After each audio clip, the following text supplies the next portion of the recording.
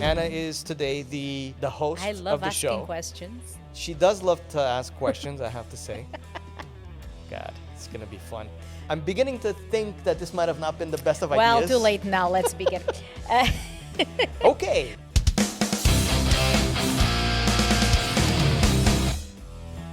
So welcome to another episode of the Creative Spin Podcast. And today, I am sitting on the wrong side of the whole equation here. I don't know yeah, what's no going on. kidding. What's going on? You took over? I took over. All right, my Listen. job is done here. I'll catch you on the next one. Once in a while, you got to do that. Well, let's explain why we're sitting in different in a different position Why here. we switched roles? Why we switched roles. There you go. It's all about, doing things differently around here. We were talking about the last time, in the last podcast, I had a lot of people, commenting and talking to me. And what's interesting is that a lot of people that, know me from not my business, but let's say They have known from you the dojo for a while before. or Yeah, exactly. yeah. They're like, I didn't know you had a podcast because the last guest we had was Vincenzo. If you haven't watched that podcast, It was an awesome podcast. you by have the way. to you definitely have to check it out. And I had a lot of people asking me and more so commenting, oh, I didn't know you did that. I didn't know what you actually did for a living. And this is kind of like what got us thinking, okay, probably I'm going to sit on this side and you ask the And questions that's the question. so that I can talk a little bit about myself. What I do guess. you do for a living? What the hell do I do for a living? Because I feel like, in a lot of cases, if you don't really know the person, it's going to be hard to know what they do, right? Because you meet them, let's say, like I was saying in karate, and we just go there to You train. don't and pry. to, You to don't fight, ask, what are you up to? Like, to what fight. do you do? That's all we do. We fight. No, we don't. We train. But you know what? It's interesting that you say that, and that it's true. Because sometimes you've known a person for a while, and you sort of wonder, like what's the story behind this person and Yeah. their success and their career. And you have a very interesting story from the get-go, from the time you were born. You sort of split your life between two continents, two countries. You come and go. Like how was your childhood to begin with? It was hella confusing, like the kids say nowadays. Well, I was born in Toronto, as you know, but I'm just telling the story. I was here until I was about 6 years old, and then I went to Portugal. Because your parents moved there, right? Exactly. Yeah. So my parents decided they were here for quite a while, and they decided they wanted to go back home and live a more stress-free life. Which, you know what, I think they were really onto something, because the stress of a big city is not very good for you. So obviously, being 6 years old, I have no choice on the subject, and I went. And it was an interesting time because I think this was back in '83, if I'm not mistaken. I'm terrible with dates. So I started school in Portugal, but my Portuguese was not the best. I understood everything. Because you have an older sister and you used to speak Exactly. English with her, So right? I would start speaking English with her, so I could understand what my parents were saying, but I couldn't answer back. Like I couldn't have a conversation with people because my Portuguese, it wasn't good. And funny enough, now it's the other way around. I feel way more comfortable in Portuguese than I do in English, Well, but it makes sense, right? because then I lived there for quite a few years. So I was there until I was 19. Living in the 80s in Portugal and 90s was, I would say, an amazing adventure. It was really good. I feel like I was very lucky in that sense. But you are also sort of you are lucky definitely because you come from a part of Portugal where you enjoy summer Most all of the year round, yeah. basically. Well, I wouldn't say all year round, what but you yeah. consider because what you consider winter, it's kind of like spring already for the rest of us. It's spring here. Late spring. We don't have weather like Blizzards. this where we literally have a blizzard going on outside today. But yeah, I would say 9 months of the year I would be wearing shorts and sandals. Yeah. So that was my childhood. We lived close to the beach, good weather. And, overall, I think it was a great way to be brought up. I really loved it. What made you return? I wasn't supposed to. Well, there you go. Honestly, it was, I thought about just visiting Toronto because even though I was born here, I never really spent a lot of time here. I did spend a bit when I was 12. My parents had to come here to do some stuff, and we were here. It didn't even. It Just a wasn't few even a months. year. It Yeah. was just a few months. So that was, it was interesting to kind of get a taste of it. But, I finished high school and I wanted to kind of figure things out, what I wanted to do in my life. What was your passion at the time? I had no idea what my passion was. And I think that was the reason why I wanted to come to Toronto to see what was here and to see if there was anything that would interest me. Because honestly, at that time, I knew I wanted to do something creative with my life. I always loved to draw since I was a little kid. I was gonna say there Yeah. was always that artist in you. I in always you. drew everywhere.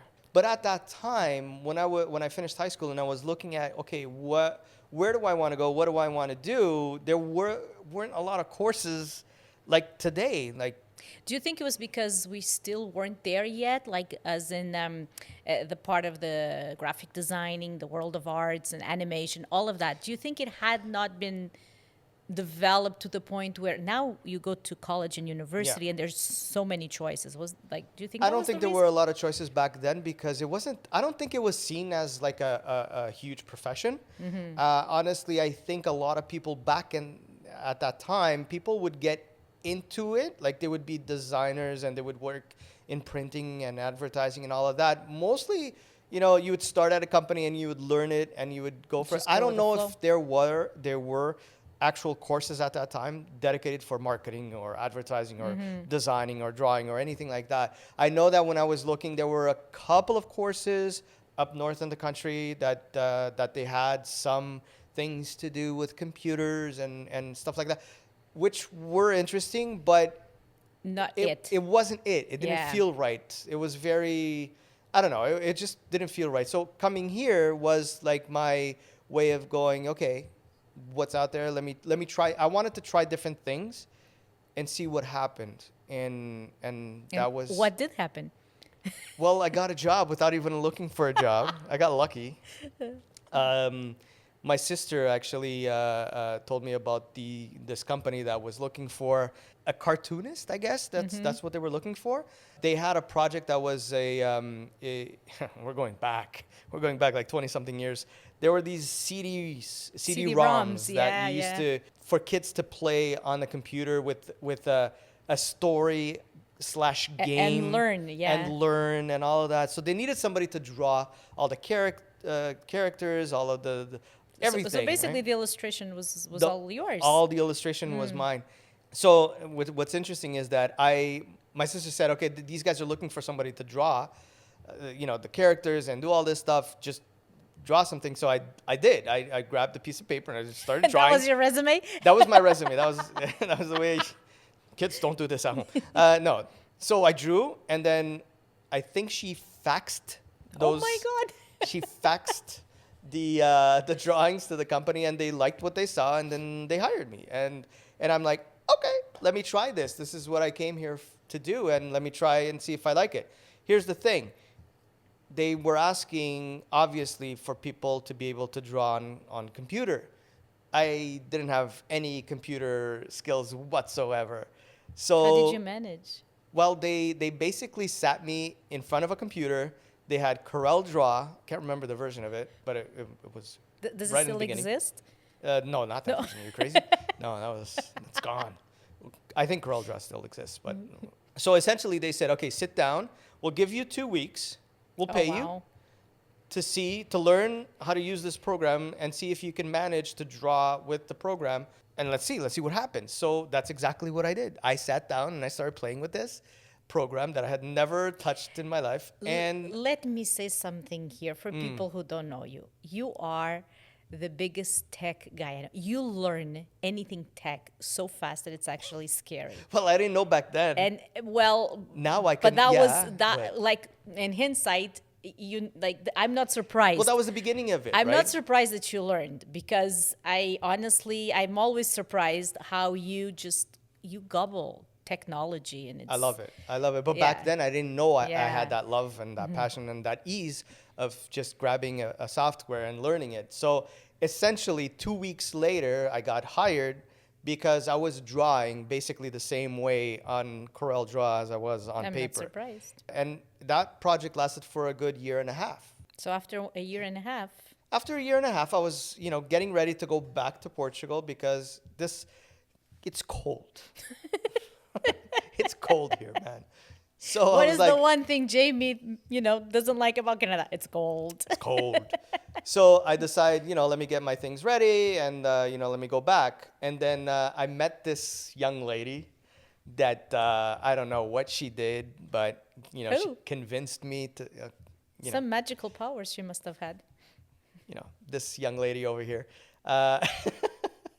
That's basically when we met. So I was finishing that project. We met. And I remember you working on that project, and I Yeah. also remember being really mesmerized by it. I was like, wow, this is so great. And because I was studying to become a teacher, the project had what I loved the most, which was that interaction with the Yeah. teaching, and learning different languages. And I do remember that was so cool. Yeah, You still have a copy of it, I don't still you? do. Yeah. I still do have a copy, and I'm kind of sad that it didn't get the attention that I think it deserved at the time. Mm-hmm. Obviously, now if we look at it's very archaic and Yeah, but and all for of the that. time it was very cool. But for that time, yeah, I think it was a big. Looking back now, as a marketer myself, fully think that it was a marketing issue. It wasn't marketed properly, and a good project that's not marketed properly flopped. And we're gonna get to that part. We'll get to the marketing, yeah, But we'll get to that. before that, okay, so you meet this young lady. Then what? Then, well, then I said, you know what? This young lady seems kind of interesting. Like she's an interesting young lady. So I Continue. decided to stay. I decided to stick around for a little bit longer and see where the relationship would go. now, and- now should be the time when I'm like, do you regret it? Well, I guess 20, Oh carry boy, the here we go. 20 many years later, I guess it went okay. I guess we're still here. We're still talking. But That shifted your attention, right? So all of a sudden you start looking at Toronto as your place to be, your place as the to live. possibility of staying Yeah. here, yeah. And then that's when I said, okay, I really liked working on this project. Let me look at where I can go to school and just get better at this, because at the time, all I knew what to do was draw using Corel Draw. That was it. So I decided to enroll myself in at Humber College and start, my graphic design course and all of that. And in the meantime, I then got a job at a local newspaper, at a community newspaper. And the good part was the fact that I was taking my graphic design course at Where the same did you time. go for that course? Humber College. Humber. And so I did the graphic design, did web design, JavaScript. Oh my God, all that kind of Flash. It was amazing. I have to say it's not the part I liked most because I don't know.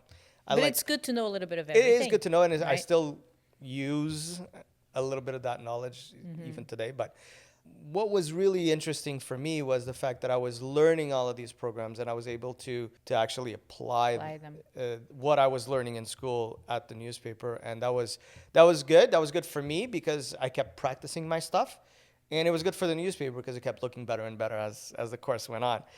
And so I did that for about 5 years, and that was a really good experience because being a small newspaper, I had to do everything from getting all of the articles organized, doing the Photoshop with the pictures and all of that, doing the full layout. You were the team in a way. I was a one-man show when it Yeah. comes to putting that newspaper together because that's, the budgets weren't there and that's all we Do could you do. feel that was in a way that maybe you didn't realize at the time, but now looking back, do you feel like that was the best? That was the best course you could have had, because we talk about co-op, and co-op is really that. It's that hands-on approach to learning and to practicing things. Do you feel that every course, even nowadays, should have that sort of component 100%. what you went through? I honestly believe that they should, but I think that schools need to prepare their students a little bit better before they actually go into co-op, because if a student goes, and I'm speaking from experience here, from another perspective, from being the owner of a company and having kids Co-op students. doing co-op in my company, I always felt like they weren't ready. They weren't ready for the fast-paced environment that a company has. And I know things nowadays are a little bit different, and everybody's very sensitive about all of these, rush. You can't rush things anymore. You can't do things back in the day, you would have crazy deadlines, huge responsibilities, and people didn't give a crap. You got to get it done. Is the same if it's a serious thing, Not, no? not as much. I don't feel like it No? is as Yeah. much. I feel Just like asking. people, especially, I don't know, I'm talking about my field, like when it comes to designers and all of that, I feel like everybody just wants to have a lot of time to do things, which is great. If you can get it, listen, I'm the first one to say, if you have a good amount of time to work on a project, great. But if something needs to get done, you also need to shift that gear Exactly. and get it You done. need to be ready for that. You need to be ready to do Yeah. the two things. What I find nowadays is that not a lot of people like to do the rush and stress, because everybody's a little bit stressed out with a lot of stuff already. But back then, for me, at the newspaper, we had that hard deadline. Like, the newspaper had to be done by Wednesday at 6 p.m. because I needed to grab that disc. It was a zip drive. Wow. For all youngsters out there, I've been Google feeling it. so old I know. doing this. I had to grab that. So I finished the newspaper. Put everything into that zip drive, and then drive that zip Across drive town, eh? across town to take it to the printer so that they could rip everything and they could print it the next morning. So I had to have that zip drive there by 7, no matter what. If it snowed or whatever, it had to get done. Traffic wasn't as bad, right? Yeah, exactly. And then, having to take the newspaper there myself, having to, all of the stress that you need to get it done. And you work there as well as I was as a an writer, editor, an yeah. editor of that newspaper. You know that sometimes articles came in Last minute. last minute, and we had somebody coming in from Portugal, so now we gotta put that interview in there, and it is what it is. And it was a weekly newspaper, but obviously all of the things, we were always trying to get the latest news so that it wouldn't seem old news when it came out, right? So that stress, yeah, for sure, it helped me so much to Do you get me feel? to where I am today. I was gonna say, Cafe Brasiliano, where the coffee is truly amazing, but that's not all they have to offer. Their sandwiches will make your taste buds dance. Every bite is packed with flavor and freshness. Trust me on this one. The vintage style of this place isn't just limited to the decor. They even have a marketplace of quality products that you can browse while you're enjoying your coffee. Perfect to meet your friends or make new ones.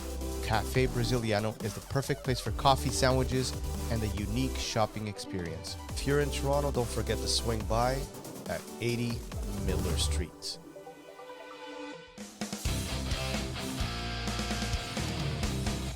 when did you feel like you were ready to jump from doing the newspaper, which you did for 5 years, to being a businessman, to open your company, own your own business? Well, I never thought about opening my own business so I could become a businessman, an entrepreneur. That wasn't the end goal for me at that point. For me, it was more, I've been doing this for 5 years. I think I've learned everything I could learn right now, and I know I want to do more and more creative things. And instead of starting to work at another company, I felt like, you know what, I want to do my own stuff, and I want to see what I can do on my own. And that's when the decision came, like, okay, you know what, let me just start. Let's see where this goes. And at the end of the day, it was, if it doesn't work out, I'll try it for a year. If it doesn't work out, I'll go back to finding a job. I was still young at the time. And so. it's been? Well, 2004, so we're getting close to the 20-year anniversary. And yeah. And that's a very important date for you because you were open. That's when Creative 7 was born, right? Yep. But something else was happening to you at that time. As you well know, our daughter was born in that Also. same year. So It's funny because when I say this, 2004 was the year, like that everything kind of started because we started Creative 7 in June of 2004. Our daughter was born in August 2004, and we bought our first house in, was it September or October? October. October 2004. So three of the biggest things a person Decisions. can do in their life. I did them all in the span of, we did them all in the span of what? 6 months 6 or months. so. Yeah. So that was definitely an interesting year, but it was also, again, that added little pressure to the business side that made me want to give it all the best. You know what I mean? Because now I had a child and I had a home. So I had a mortgage and I had bills and I had diapers to buy and I had all of these things. So starting my business with all of that on top of me was kind of crazy. It was very stressful, but it's what drove me to keep on going and to keep pushing as much as I could. And in all of this, things have changed a lot. Dramatically. So when you started, we were still living in a society that was a lot of graphic designing and printing and so how like tell us about those first baby steps of Creative 7. When I started Creative 7, I was essentially me sitting in the desk, drawing and doing my logos and posters and flyers and business cards, all the fun stuff that we used to do back then. And then things started changing.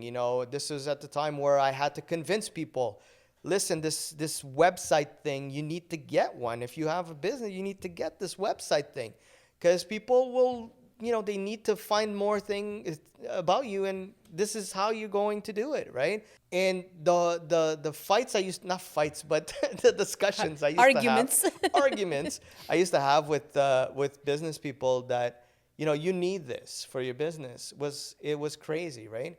And then funny enough, years later, it's me convincing them, you need to be online. You need to be, on social media, and you need to advertise your things in social media. And you're like, no, that doesn't work. I'd rather put, $5,000 on traditional media that doesn't, nah. So my life has been a lot of that. It's been a lot of trying to convince people what is good for their business and marketing their business. In a way, you are in a business, and you yourself, when I look at your journey throughout these years, I always say you're like a bit of a Renaissance man because it is the rebirth of the same thing. In other words, you've gone through a lot of phases that had to be reborn, right? Like, and how are and you today? Because today you're into this marketing. Tell us a little bit of what you actually do today and how it developed into this. The way it developed, I think, had a lot to do with the way I saw the world and the way I saw where the world was going. And I have always been that type of person. And you are a bit of a visionary. That yes. I always kind of see the trend before it even starts.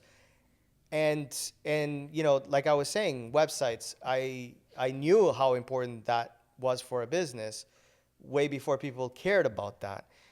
When social media started, I got my accounts on Facebook and YouTube, and as soon as they came out, because I saw the potential, and from a business perspective, I'm always looking at stuff and thinking, oh, how can I adapt my business to this, and how can I make this help my business, right?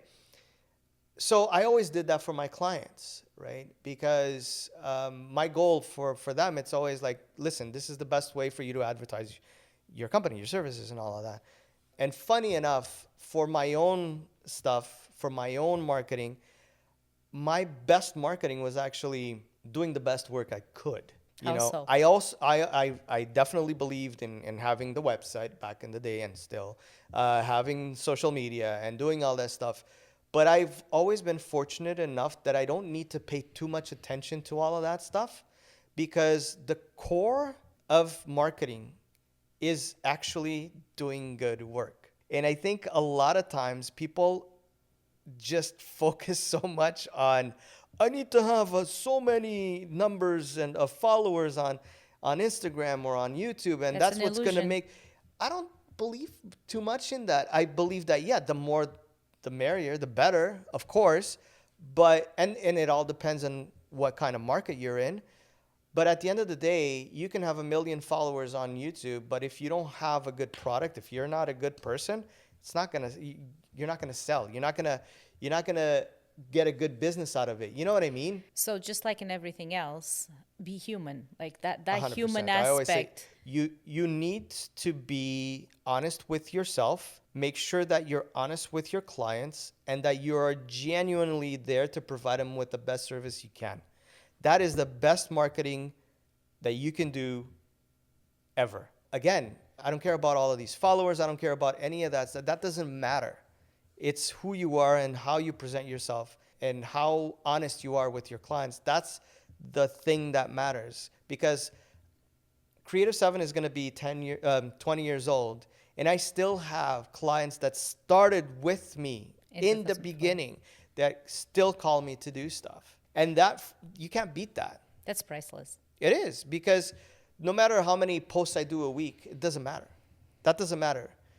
But if you're starting a company and you're not fortunate enough to have gathered clients and all this, yeah, you should utilize social media. Actually, I feel like social media is it's the type of marketing so you can expand your voice. I don't know if I'm making sense, right? Yeah. You have to find your voice first. I think that's the most important thing. And then utilize all of these platforms that we have out there to just expand that voice and to make sure that people understand who you are and what you do. Tell your story. Tell your story. And this is why we're doing this podcast actually today. It's another way to prove that point. Is it another creative spin into that? Absolutely. There's always a creative spin into everything. And that's why the podcast, when I was, discussing how to get to the name of the podcast, I wanted something that I could speak to anybody and always try to find the creative side of things from that person. I wanted to talk to entrepreneurs. I wanted to talk to creative people. I wanted to talk to interesting people that had interesting things to say or that are doing interesting things. And you are a people's person. So, and I think that's follow up to what you just said and tying it with Creative Spin podcast. At the very, very core of who you are and what you do, you love interacting with people. I do. And our kids keep saying, my God, like, do you have to speak to everybody? You know everyone. That's the thing. It's not that I know everybody. It's the fact that I can't just stay in the corner quiet. If I go, and you know this, we go to a restaurant. Yes, I do. I'll get out of there knowing whoever's serving us, the guy behind the bar, the cook, and it's just who I am as a person. And I'm very, very curious about a lot of different things. So when I started the podcast, one thing that I wanted to make sure is that I don't want to make it just about creative stuff. I know the name is creative. That's why there's a spin there, people.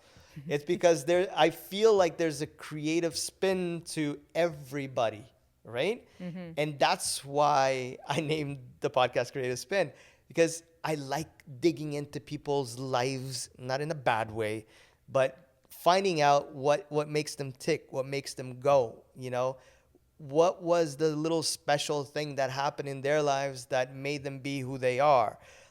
What was it for you? For me, I think it's this. I found what I like to do by doing.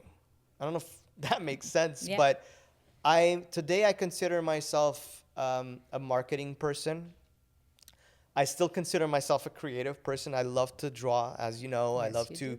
Photography is a passion of mine. Video is a passion that I've, as of late, started getting myself into, and I like it as well. And it's editing. A service you offer, right? Absolutely. It's one of the services. Mm-hmm. But, we have our freelancers that we work with that film and edit and do all that stuff.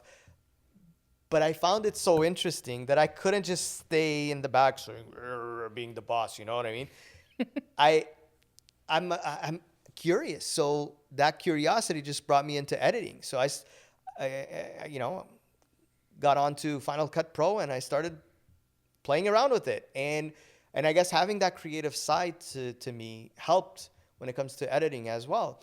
And I learned it on my own. And this time I didn't have to go to school because we now have this beautiful thing called YouTube that Yeah. that teaches you anything you want, really. If you're really dedicated to something, I don't think there's an excuse nowadays. You can find a how-to on anything online. So if you really want to find things out, you can. So I did that with video editing, and I did that with photography as well. And you know this, I've been taking pictures Yes.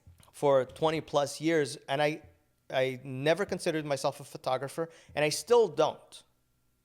But that's probably because, You are also the biggest critic of yourself. You know that.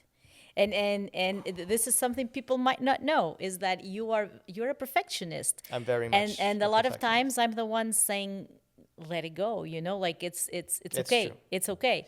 And it is a problem. But is okay, it can be a problem, yes, but can it also be a blessing? It can be both, I think. Yeah.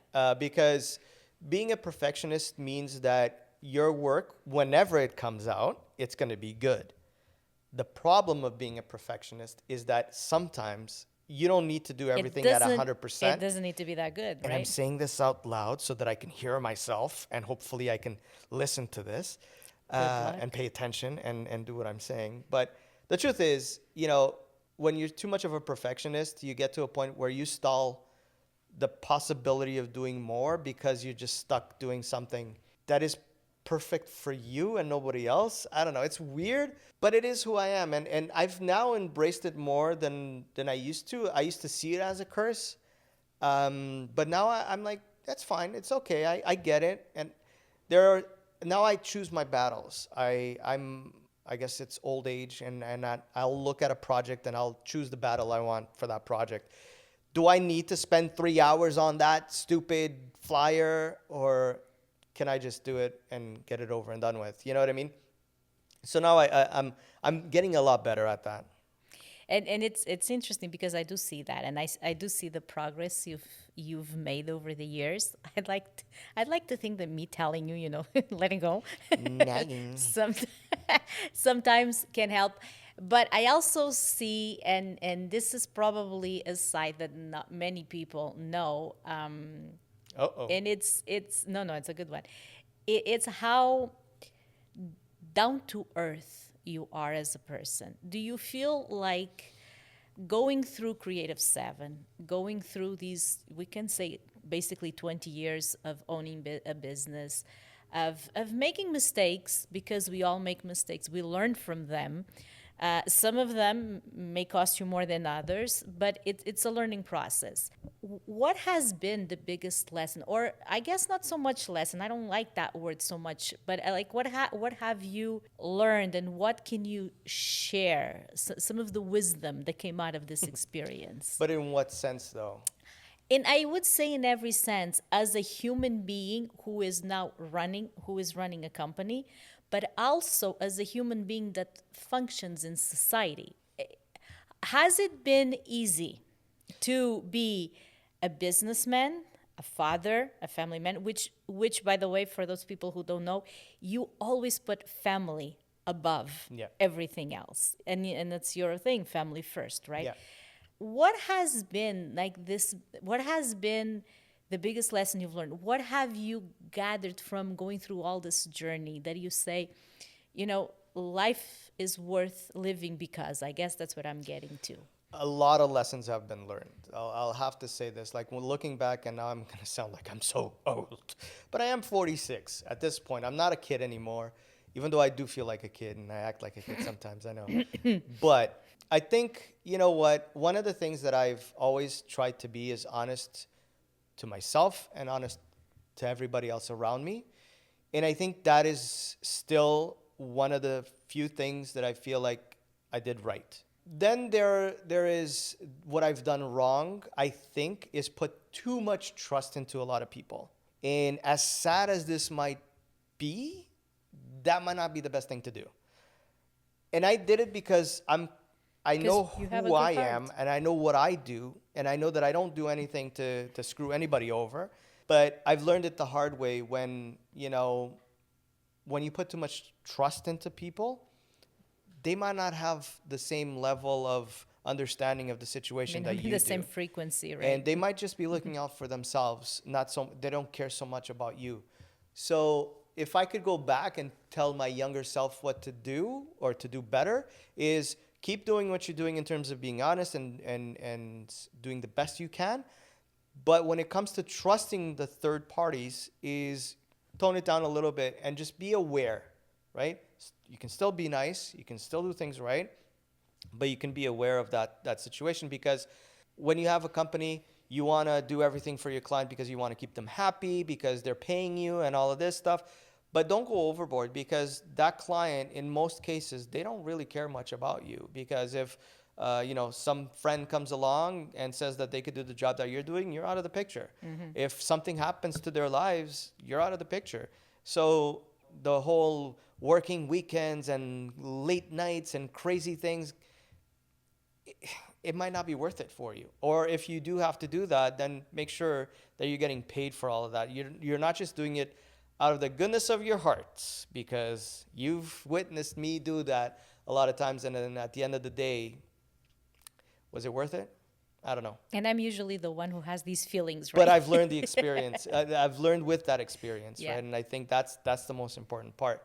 So, listen, in terms of life, I think being honest is the most valuable thing that you can do, because people still see that and still value I want to that. believe so. Yes. Yeah, Yeah, for sure. that's the way I do business now. I've always done business, and I feel like I'll always be that way, right? And it's worked for me.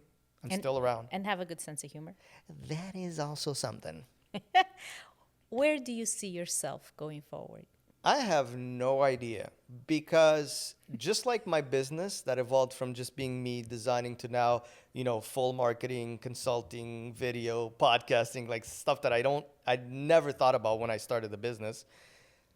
I don't know what's going to be next, because I see VR as interesting. I see all of these new things out there that I find interesting, right? So I don't know. I don't know what it's going to be, because like you said, I'm a tech guy. You are. So if some new piece of equipment or software, whatever it is, comes out in a month from now, that might be it. I might put everything aside and go, listen, I want to go all in on this because I believe in this. So But if I own a company and I need my marketing to be done, I can still count on you. absolutely. Okay, so that's Absolutely. there you go.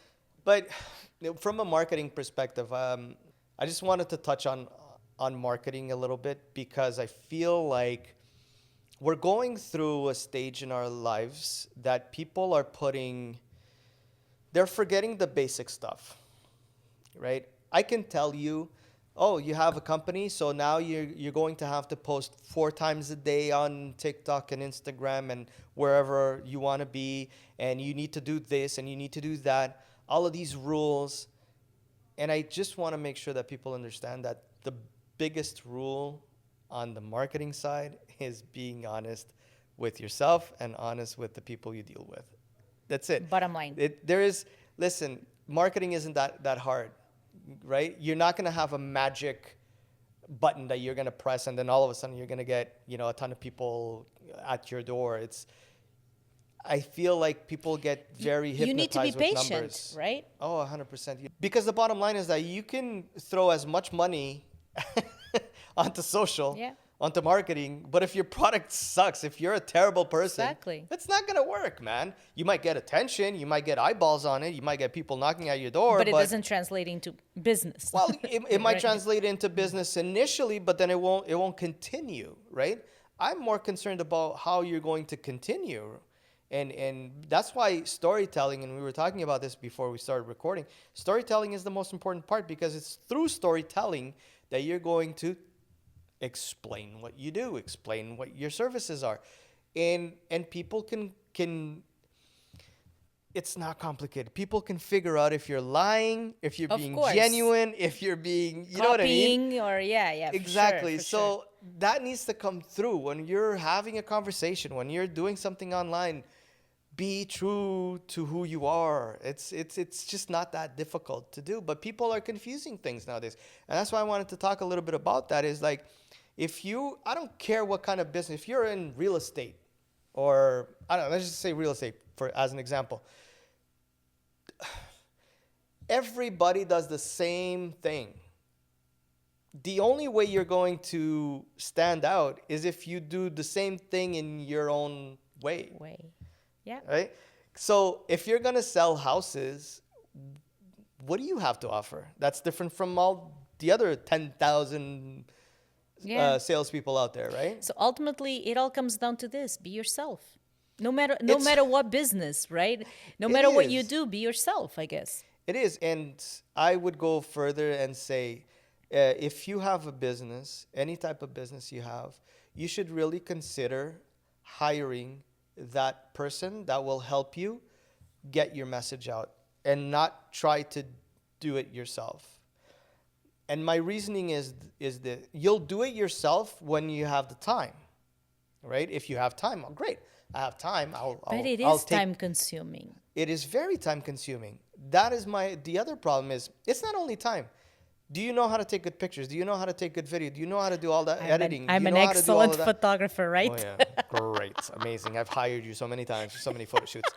Uh, so that's stage one. Do you know how to do all this stuff? And then stage two is being able to schedule all this stuff, post everything, make sure you're being on top of it. So I honestly feel like you should focus on what you're good at. And it's yeah, exactly. That's what I was And going when to I say. say you got to hire somebody, there are different levels of people that you can hire. You can hire a company like ours, and you have everything, but that's going to cost you, right? And course. it's not Hey, cheap because it is what it is. time, knowledge, equipment, Team. everything needs to come together, and that's expensive. But if you can hire someone, an individual that can help you with this stuff, then you're taking away, that time that you would be spending doing that. And now you can focus on what you do best, and that person can help you with putting out that message. I think it's really important.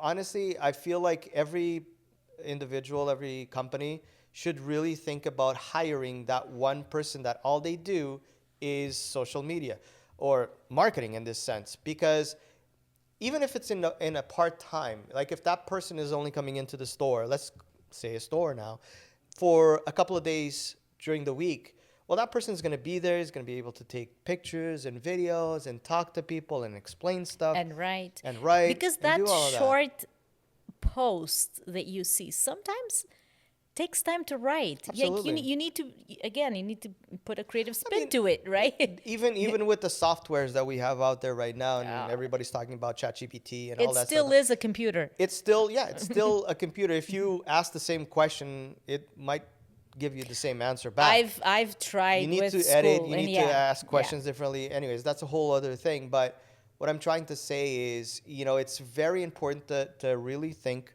about getting that person that can be your marketing. Period.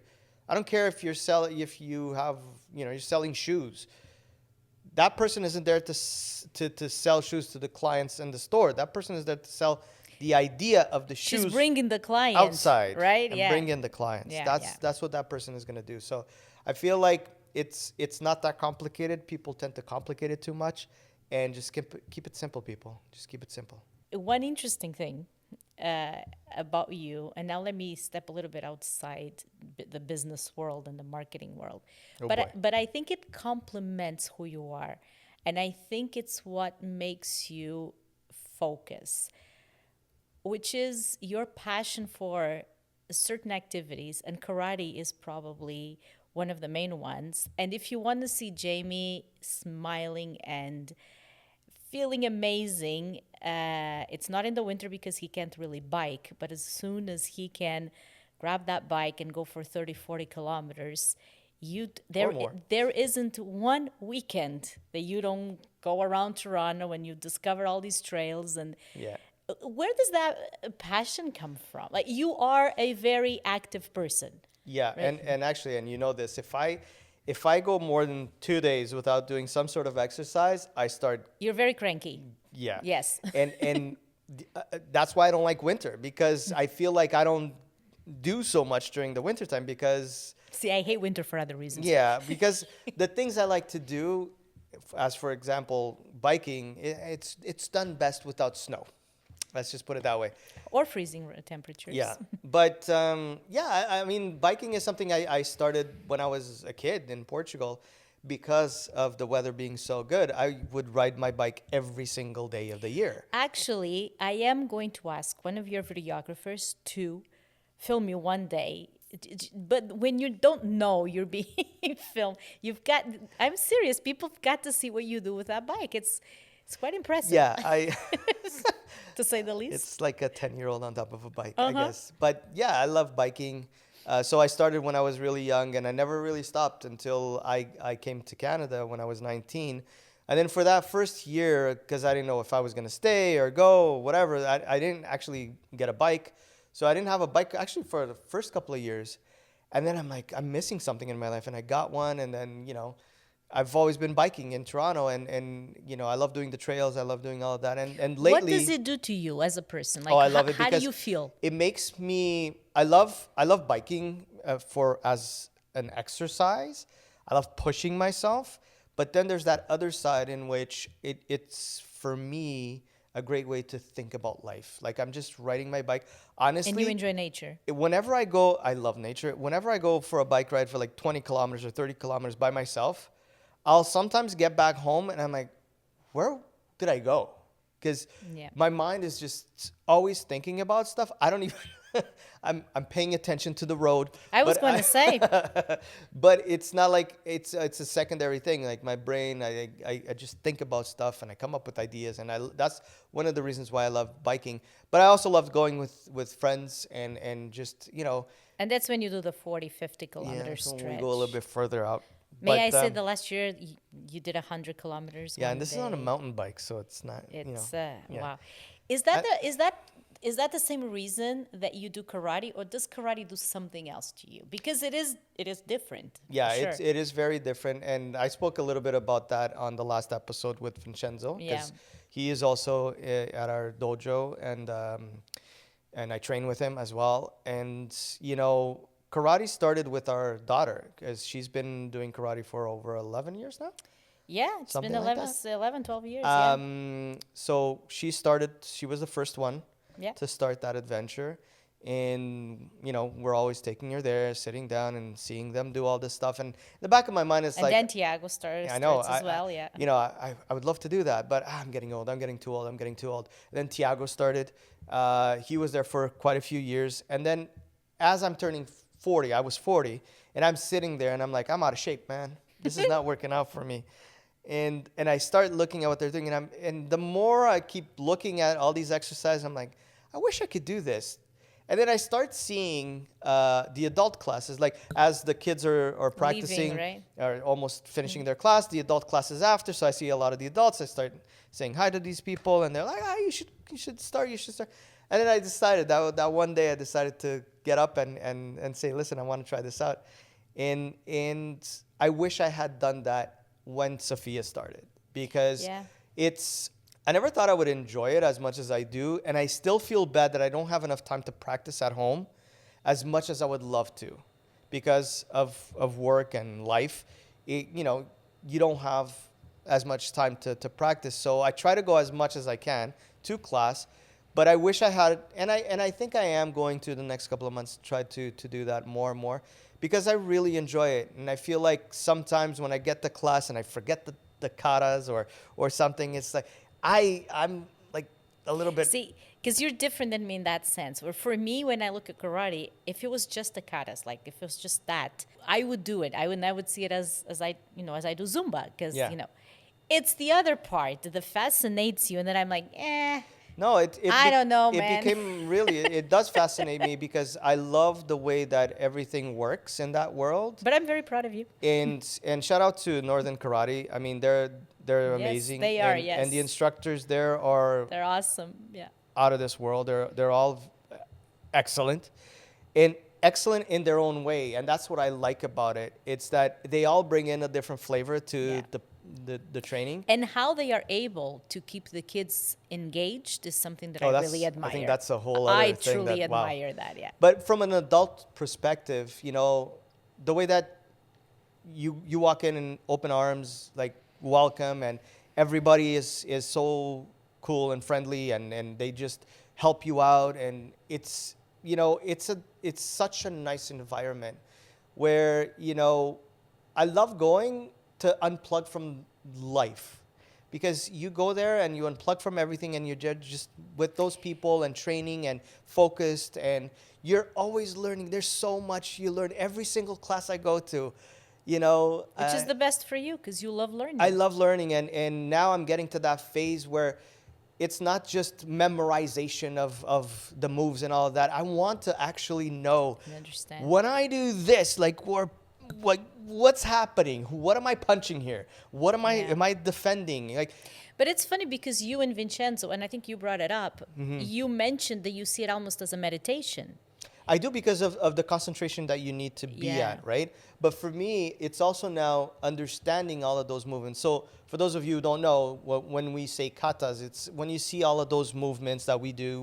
Which that I like But all of those movements have a reason for to- being. for being, right? Yeah. So you're either attacking or you're defending, or and for me now, it's actually going back to the first katas that you have to learn and all, and trying to understand them and trying to make sense of them. I think for me now at this point is really trying to understand all of that. That it is very interesting to me, and that's what I love, you know. And I love when, you know, the teachers actually stop and explain all Yeah. of that. I love that stuff. There's a reason why you've always liked Karate Kid, isn't there? I still do that movement. I Even though know. it's not a movement. That we Wax should be on, doing that, wax but off. But you've always been a fan of that movie. And I've always been a fan of martial arts. I never thought I would be able to do it because for some weird reason, I had a notion that you had to be young to start. Mm-hmm. So when I started, you know, getting into my 20s and 30s and 40s, I'm like, forget it, there's I'm no done. such thing, eh? But honestly, if you're watching this and you are thinking about doing martial arts, my advice is go for it. Try it, and you'll be surprised. Even if you're in your 40s or 50s or 60s, doesn't matter. You now have the black belt here. I do have a black belt, and I'm very proud of it, but I still feel like a white belt. Really. Yeah, because, and I think I will always feel that way. And it's not I don't know, people say it's imposter syndrome, right? But yeah. No, but in your case, I feel like, and I don't feel, I know, that's who you are, right? It's because I'm like that again, with you're everything. perfectionist. Yeah. Yeah, your perfectionist side. And another side of Mr. Iria that maybe people don't know, you have this fascination, which allows you to connect with your kids, especially with your son.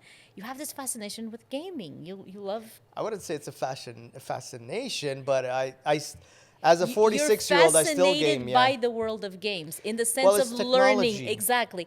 And not even that. I think you look at not just the technology. I think you look at the creative aspect of it. 100%. Right? I look at the way things are written for games. That's the fascination that the I way see. things are shot in a way, even though it's you know, it's drawn, but the way gaming is nowadays is so much different from when I started gaming, right? That now I actually stop and look at the game and, oh my God, this is so pretty. Like it's so well done, so well designed. The dialogue Yeah. is so well thought out, and that's why I see that. But I also, obviously, I like to playing games because it's also another way that I have to distract myself from the world, you know.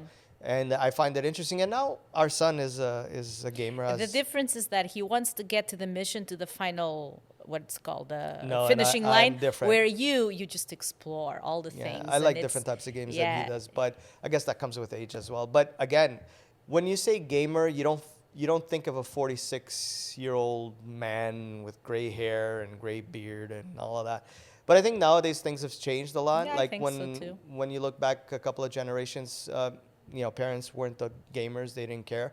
I think nowadays you're having a lot more people. And I doing think that. it's that little kid that never leaves us, that Absolutely. we always maintain within us, right? So it No, for sure. becomes very interesting in that sense. There you go, your Wow, story. Gigi, there's a lot to learn today. Let's continue our story next time. Okay. All right. Thank you hope- for My asking me ple- all these my questions that you pleasure. already knew the answers for. My pleasure. Oh, I love doing this. Yeah, actually, I do. You know, You kind of scare me when you do I like doing this. It's like teacher thing going on. can't help it. You see, Spooks the all hell out of of this has been about your creativity. Now let's bring in the teacher in me. All right. But at the end of the day, listen, I want this podcast to be about finding the creative spin in every person I can. That makes sense? Yes, So absolutely. And I I know think you today are was doing all about fine. me and I feel so special person. and all of that, but I want this to be a platform where I can learn. I'm as a curious person, I want to learn more, but I want to be able to showcase that to more people as well. Hopefully I can do it. One day we'll talk about your philosophical side. Later.